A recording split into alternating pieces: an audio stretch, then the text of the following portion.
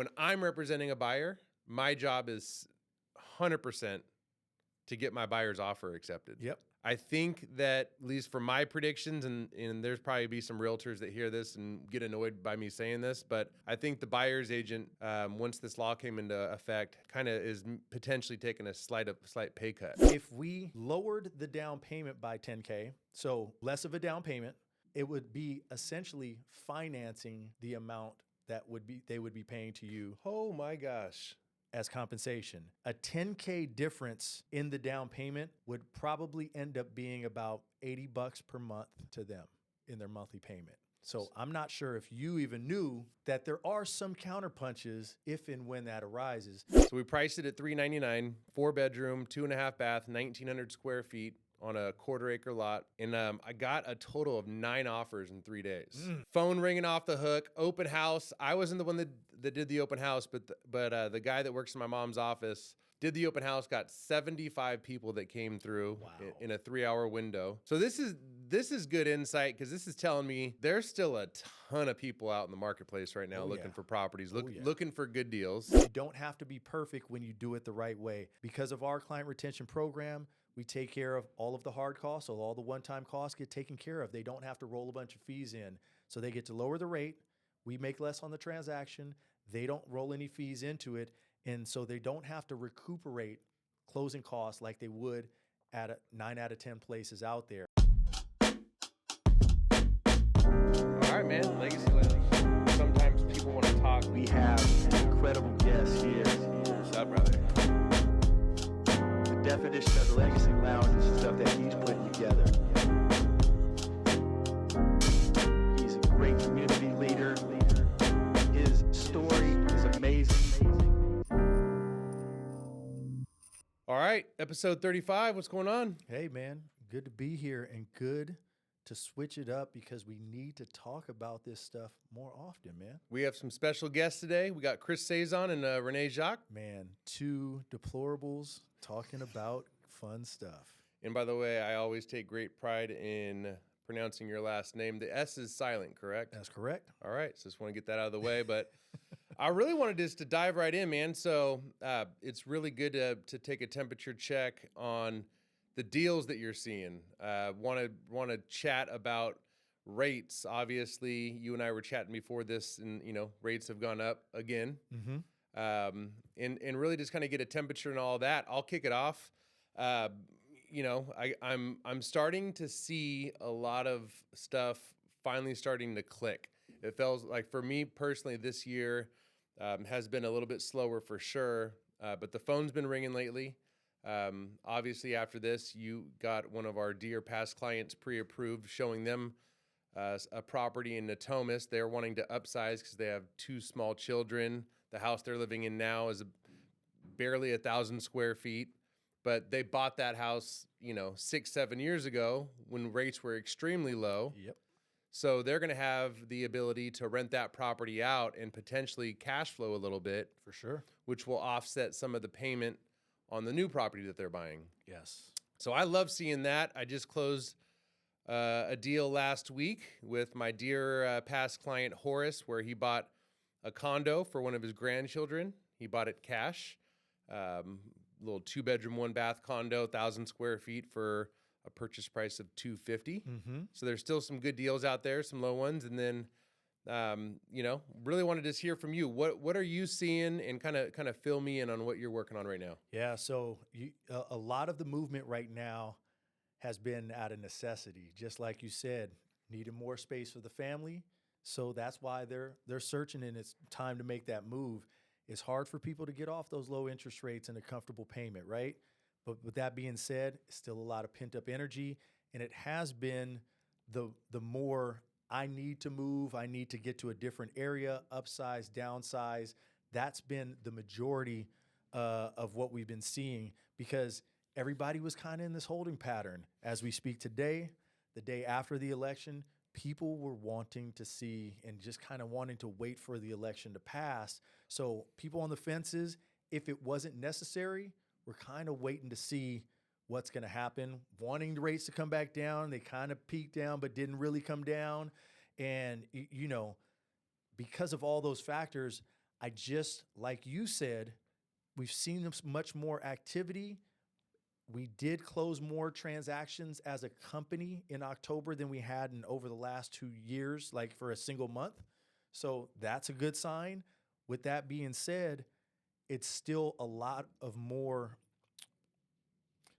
chatter behind the scenes that's kind of waiting to go, that I think this upcoming week is where you're going to start to see a lot of things move. The Fed's meeting today. They're going to have announcements of what that meeting is going to be tomorrow. And so it's a super chaotic week that everybody was holding their breath for, but we're here now. And the next step, I believe, is going to be the doors opening a lot for more business. That's positive to hear, man. I mean, it's just been a unique market, to say the least. And so I'm happy the election's over. Now we can kind of see what's, on the horizon. I've been, telling you, I've been on my lead tracker that I keep on my phone. It keeps on growing and growing. But it's just a matter of folks. A lot of the people that I'm talking to, whether they're talking about purchasing or selling, they're saying, all right, well, I'll be ready once February hits. Yep. I'll be ready once March hits. Picked up a client that is selling a 10-unit apartment complex in San Francisco with 2 other siblings. And her plan is they want to take the proceeds. They're going to be walking away with right around $1.5 million, and they want to do a 1031 exchange and buy a property in Lake Tahoe. They're hoping that apartment complex will sell, sometime around January, February. But just to get a head start, we're meeting in a couple weeks. We're driving out to Tahoe, and we're going to be looking at some properties just to get a feel for things. So I'll take it, man. Even if that means that it's going to be a busy start to next year, that's exciting to hear. Another thing I wanted to touch on is, we're only a couple months into the new law that passed. Yes. And I thought that this was really unique. I co-listed recently a property with my mother, and the property was in South Sacramento. And we priced it really low, really competitively, because it was a property that hadn't been touched in probably 30 to 40 years, needed a new roof, kind of felt like it was like an investor special type property, but also a property that would be suitable for like a first-time home buyer that maybe has a little bit of cash that they can put into it. So we priced it at $399, 4-bedroom, 2.5 bath, 1,900 square feet on a 1/4-acre lot. And I got a total of 9 offers in 3 days. Phone ringing off the hook, open house. I wasn't the one that did the open house, but the guy that works in my mom's office did the open house, got 75 people that came through in a 3-hour window.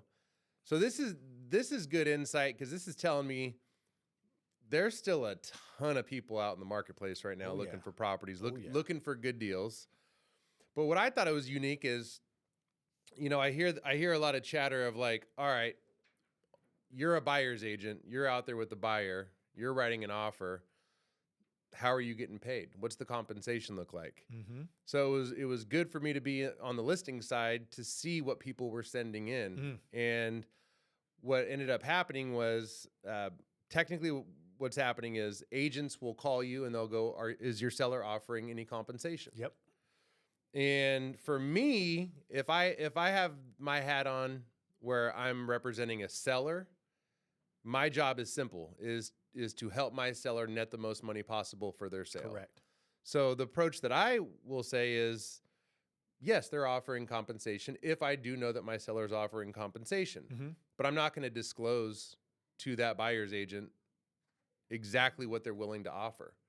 Really what I'll say is, when you write the offer, just put into the offer what compensation you want, and we'll negotiate. Simple as that, right? So that's what we did on this one. So you got 7 offers? 9. 9 offers. 9 offers. What was the compensation looking like on those offers? So I'll pretty much tell you this. Only of the 9 offers, I only had maybe 2 or 3 of those agents even ask me the question. Everyone else, they just wrote it in the offer. Okay. And of the 9 there was 7 that asked for a 2.5% commission. Okay, that's what I've been seeing is pretty standard. 1 agent that, if I'm going to be honest, probably had the cleanest offer of them all. She only asked for a 1.5% commission. And the winning bid, the offer that we ended up accepting, now I will say this, it didn't have 100% all to do with what they were, because they were wanting to take a little bit of a lower commission. Yeah. It was because it was an all cash offer, 14-day close. That course. mattered. Of course. But they only asked for a 2% commission. Okay. So where am I going with all of this? Yeah. I think what I'm seeing is, and I said this from the start when, just before the new law was going to come into effect, that when I'm representing a buyer, my job is 100% to get my buyer's offer accepted. Yep. Right? I think that, at least for my predictions, and there's probably be some realtors that hear this and get annoyed by me saying this, but I think the buyer's agent, once this law came into effect, kind of is potentially taking a slight pay cut. Now, every case is different, but my thought process on that, same with the agent that put in 1.5%. Probably one of those reasons that she put 1.5% is it was a VA buyer, right? The house needed a lot of work, a lot of repairs. So she probably thought, VA buyer, maybe a little bit of a long shot. Maybe I should sweeten the pot for the seller, right? Makes sense. And then the other reason is she clearly asked me, how many offers do you currently have, before she wrote the offer? Yeah. So she knew she was going to be competing with 6, 7 offers. So takeaway is there's probably a lot of agents that are thinking that it's business as usual. Let me just write in my 2.5% commission. I personally think that if it meant my buyer's offer potentially getting ahead of other multiple offers with me taking 0.5% pay cut, I'm going to do that all day long. So that was interesting to see. Hopefully we'll get that deal closed, but yeah, man, I think it's unique just seeing things how it unfolds since that law came into effect. I'm not sure if you're seeing anything. Yeah, I hear a lot of chatter about it, and I'm just really curious on the, what the nuclear is, right? Meaning, what if that seller says, I'm not compensating anything? Man, and I have not run into that. It's funny because after this, I'm going to go show 2 properties to our past clients. And one of them, the listing agent said, are you going to be requesting a compensation, a broker's compensation? And I said, yeah. But it's like, I'm kind of like holding my breath because it's, you bring up a good point. Like, somebody's going to do it. And I think that I don't like the sound of it at all, but I guarantee there's going to be some seller hell-bent on, nope, this is the new rule. I'm not doing it. Yeah. And if I come across that, I mean, here's the bottom line. I have to have a buyer sign a buyer broker agreement before I can show them any properties. How I'm playing it is I'm going to tell them that I can't make more than this, right? We'll write it in. I'm going to be requesting my compensation from the seller. But if we come across a scenario like that, we're just going to have to sit down and have the discussion. Yep. Hopefully, if there is a very small amount of compensation, because I feel bad right now for buyers as it is, and there's different buyer pools, obviously. There's some buyers that are, we'll call it move up buyers, and maybe they have a little bit more funds. But I mean, I'm putting myself in the shoes of a first time home buyer right now. I mean, when I bought my first home, I got an interest rate that was, like, I think under 4%, and it was we weren't in the same, landscape as we are now. So it'll be interesting to see, I'll definitely report back once I stumble upon that. Hopefully that doesn't happen, Yeah. Yeah, it may not, but we'll see. Do you know what your lender can do to help offset that if it's somebody putting more than the minimum down? Are you aware of what we can do on our end of things. So you're talking about if I'm working with a buyer and the buyer's putting 5% down. More than the minimum. So let's just hypothetically say 10% down now. Okay, so buyer's putting 10% down. We find a house, seller's offering no compensation. Correct. Then what? Yeah. So if that's the hypothetical scenario, and I'm just going to use a round number here, if you're supposed to get $10K for your compensation, that's on the buyer broker agreement, and the seller is not paying for any of it, that's the nuclear, right? Like that might happen at some point in time. That amount is supposed to come out of the buyer's pocket, but we normally wouldn't want to do that, right? Like not everybody has enough. 10% is a significant amount down, but not the end of, not a whole huge amount. So in that hypothetical scenario, if we lowered the down payment by 10K, so less of a down payment, it would be essentially financing the amount that they would be paying to you. Oh my gosh.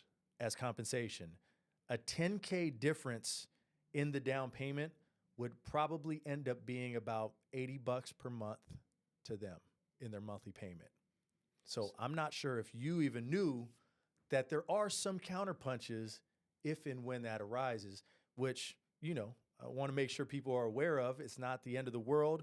We don't want that scenario, but at the same time, nobody's working for free. You deserve compensation. If there's a way to roll that into the loan, there's a few ways to do it. So that's one option. Another option as well, they can take a somewhat higher than normal interest rate, which would allow me to give some sort of a credit. So let's say, for example, the interest rate that we had on the file is 6.5%. They can elect to take 6.75, probably raise the payment by $40 to $50, and that would come with a $5K lender credit. So that's half of the commission owed to you. And the underwriter is okay with that. It's all good. That's crazy. Have you had to do that? Have you? Not yet, but I've had the conversation with the clients. That's the cool part about it. We claim to be all real estate agents' best friend and have their best interests at heart with our client first. Obviously, we're both on the same team. Our clients come first. But this new law is into effect, and the more that we talk about the things up front so people are aware that they will not get blindsided is a huge, huge thing. That's why that start right that we do with clients, meeting them face-to-face and talking about it, allows us to know what our counterpunch is, but you're just not out on an island as a real estate agent by yourself, and I'm not sure everybody is aware of that. Man, had no clue. That is huge to keep that in my back pocket. Hopefully we won't even have to touch it. You know what I mean? Like, I truly think that, like most things, when news and media gets involved, things get blown out of proportion a little bit. Mm-hmm. I have had so many conversations with buyers and sellers since this law's passed. And I mean, knock on wood, but they're pretty short and brief conversations. I think when you have trust in the client trusts you, you have longevity in what you're doing. You're open, you're transparent, and there's a trust level there. I think that a lot of sellers 100% see the benefit in still offering a normal broker compensation. I agree. I agree. And here's the thing. Before this law went into effect, there's still discount brokers out there before this happened. It ain't nothing new. When I was back in the day when I was starting, Help You Sell was all over the place. Yeah. Discount listings, discount on the purchase side. It's been there. So to be honest, it's not that different. It's just more publicized now because it's law. It's all part of the negotiation. Here's the thing. Outside of these feeding frenzies where there's a million offers on the table, on the seller's point of view, you can get top dollar from your house. It's still with paying commission because you want everybody to show. I don't think you fall into this category, but there's going to be plenty of real estate agents that won't show a place if they're not offering compensation. I know there's some going to be out there. So you want to get on the listing side, you want to get that property in front of as many eyes as possible to get the highest bid. And when you have to bid up against somebody else, the highest and best might come with no compensation to the agent because the borrower might have the ability to pay the agent out of their pocket. Totally. So Yep. all that's on the table, and it's not that different than what it was before, other than what's publicized, and now we have the conversations more. I'm actually more concerned with rates hopefully dropping than I am with that subject, honestly. So Let's get on rates. So let's talk about it. I'm sure you get as a lender, as a owner of a mortgage company, I'm sure you get a little annoyed. Maybe annoyed's not the right word, but like, you know, having to talk about rates all the time, because I'm sure that's a conversation that you're having all the time every week. But just let's talk a little bit about it and where your head's at with it. So just to answer, kind of reply to that, never annoyed by it. The problem is anything that you're hearing in the news is already usually a week late. Rates change every single day, and we've been in a really volatile market. So it's ups and downs, and it's going quickly. So the big news, the Fed cuts the rates by a half. Everybody's happy. Rates were down leading up to that in anticipation of it. The day that the rate got cut by a half, my rate was actually a little bit worse the day of the cut than it was the day before the cut. Wild. People don't know that, but you know, I do have certain clients when you try to talk through that with them, they're like, that doesn't sound right. So, you know, somewhat questioning. Anybody knows me, I'm always going to shoot straight at all times, so there's no fluff when it comes to it, but you have to do a lot of explaining through it. So I'm constantly having to fight what they hear in advertisement and in the news, being late. And then let's go back to when the rates got cut. Since then, that was a month ago, right? That the rates got cut by half. We saw a spike in interest rates since the last rate cuts, super aggressively in the wrong direction. The rate today is just a hair below a full percent above what they were that the day that it got cut. You said full percent? So just a hair under a full percent. So 599 is what we were at conventional, no buy down. 5.5 was FHA, no buy down, but when they cut the rates. Today, the interest rate for actually I saw it this morning. The average interest rate for the previous week with conventional financing is now at 6.83%. Wild. How does that even work? I mean, by the way, let me just take it back. I want to backstep real quick. When the feds cut the rates like they did, it wasn't interest rates, correct? Correct. And so, for example, maybe I believe I'm on the same page, but I have a HELOC on my primary residence. I did see that that's connected to it. That my monthly payment dropped, because the monthly payment when rates were, you know, I don't know, in the 7s or 8s before the Fed cut. Let me just say that my payment was right around $800, $850 a month, and then it dropped to like $550, $600. But now that should be going back up. Actually, great question, and this is why this is good to talk about. The Fed, when they're talking about the rates, is the rate on how they borrow money for short-term rates. So it affects things like home equity lines of credit, car loans, and things like that. So credit cards. Not all, but some credit cards. How you can borrow money on a short-term basis. They are not directly correlated with interest rates, home loan mortgage interest rates. However, mortgage interest rates loosely follows what the Fed says, right? So not directly correlated, but they normally follow. So in anticipation of the rates being cut by the Fed, we had seen mortgage interest rates drop to the lowest it had been in a couple years, was extremely happy about it. The Fed, even at that cut, they state that they project another cut in November. They're meeting today. By tomorrow, we should see another quarter being announced. And they anticipate another quarter cut in December. They also said they believe it's going to be 4 cuts of a quarter all of next year. So just between November, December, and all of next year should be 1.5 points lower than what it is right now. All sounds great, right? But why, since the last cut to this cut, have rates gone up by almost a full point. I love to follow the money, and one of the questions I continue to ask everybody who's making money right now off these rates going higher. I haven't been able to pinpoint it. It might have been even something uh, um, to do with just kind of waiting to see what the election is. They wanted to pause things, maybe something like that. Not certain. But with that being said, we know that the rates are going to go down because the Fed told us. However, it's not linear. We're going to have peaks and valleys along the way. Did I think this peak was going to be so violently high and so quick? No. But that's exactly what's going on right now. So if I'm a buyer right now, I have to do the hard thing, which is, again, let's just use Mike and Mia right now for an example, all right? They have what we would consider an immediate need.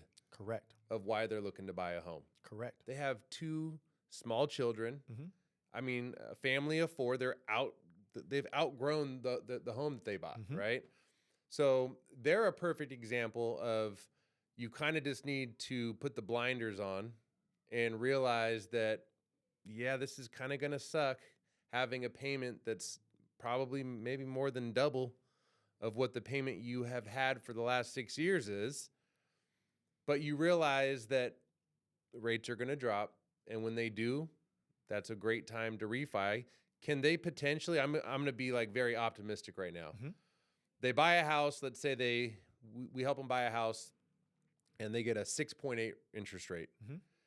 Then rates drop to 6%.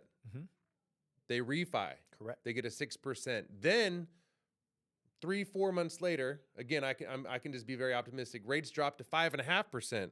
Can they refi again? Every 6 payments they make, they can do it.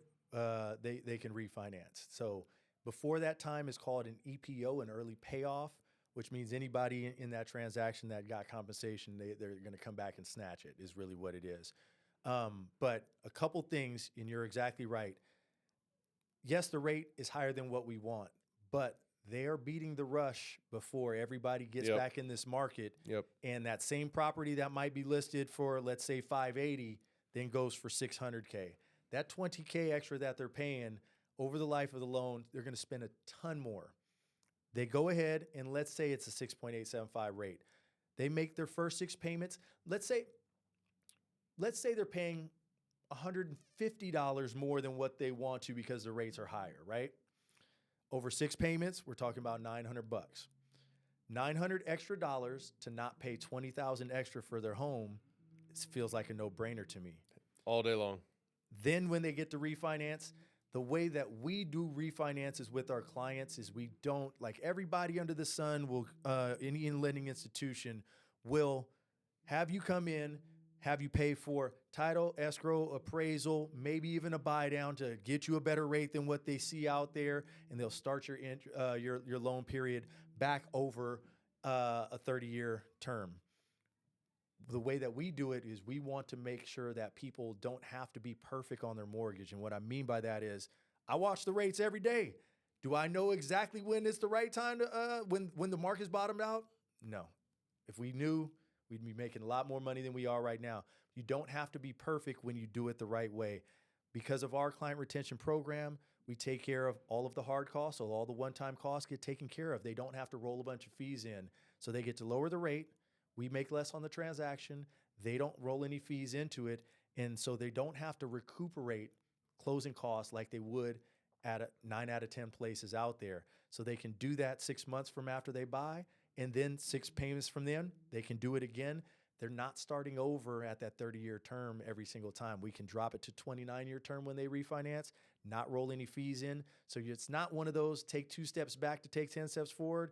You're not taking any steps back, and we're still going forward. That's how we do it with our clients. I love that. And let me just give I have one more question before we wrap up.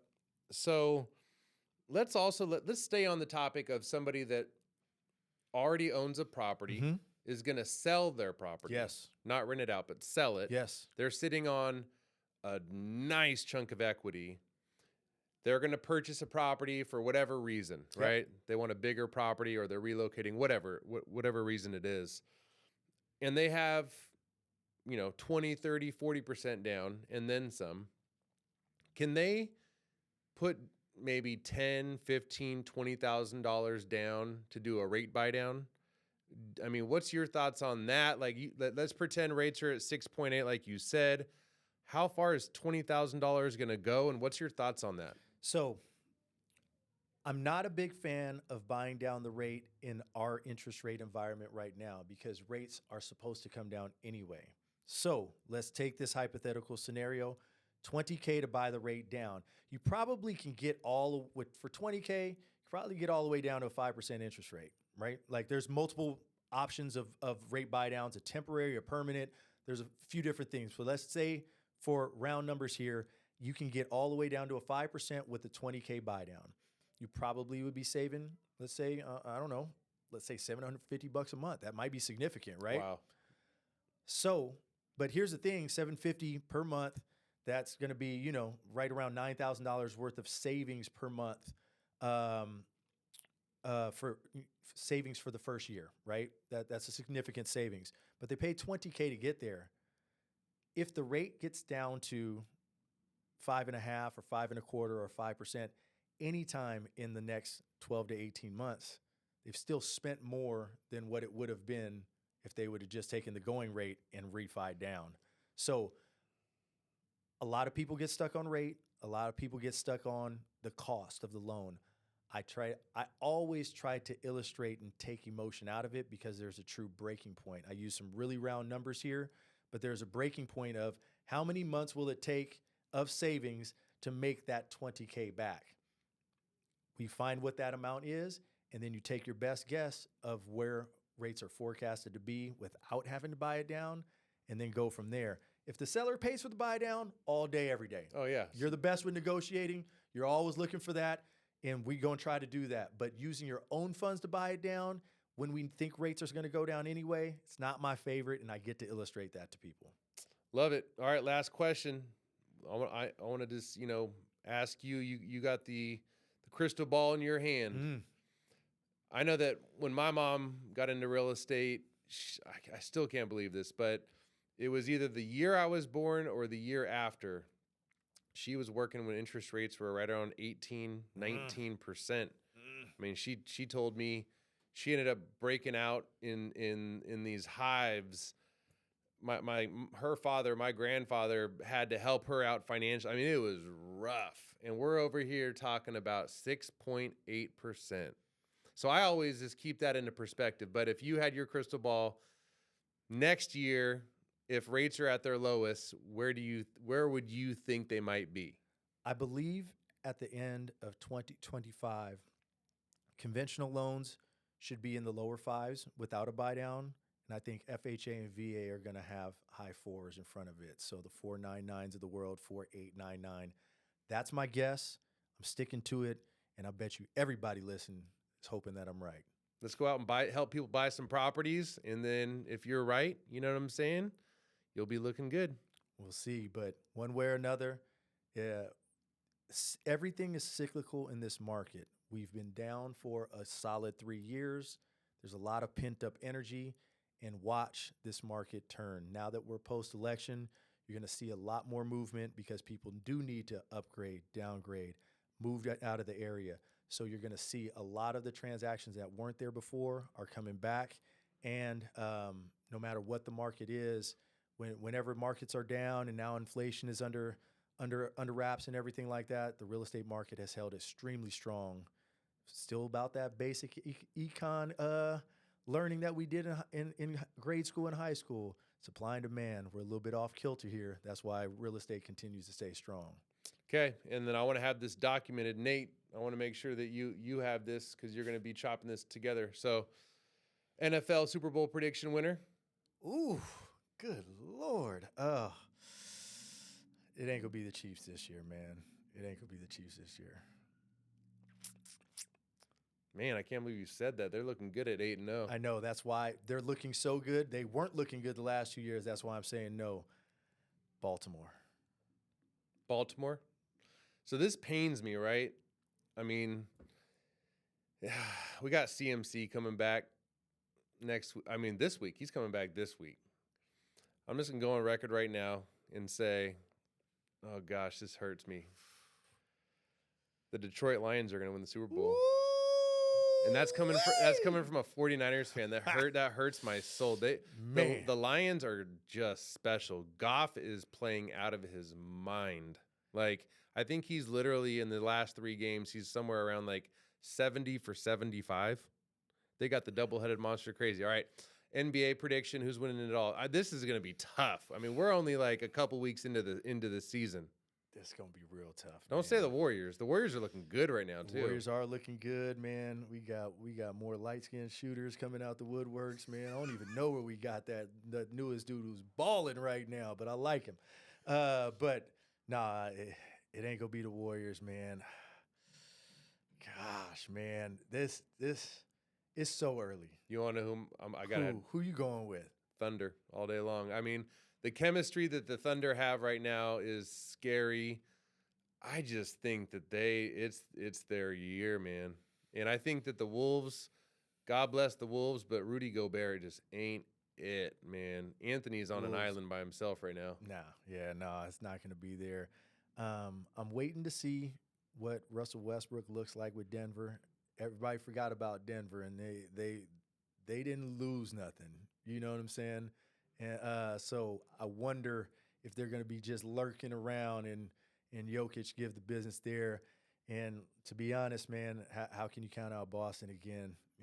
I mean, they didn't lose nothing either, man. So it's hard for me to roll on the young Thunder. They're great, but man, they're not battle tested yet. So if I had to pick my 2 that are going to be there at the end, I'm going to go Denver and the Celtics. Okay, I'm going to go Milwaukee again. I like Milwaukee. I hope you're right. And the Thunder. All right, man, we're out. Thanks for tuning in, everybody. We love bringing fresh real estate content as well as all of the amazing guests that we've had on the Legacy Lounge. We just want you to make sure that you're spreading this around, share it with your friends, and do us a solid. Like, subscribe, and let's follow. Keep supporting the Legacy Lounge. We appreciate you.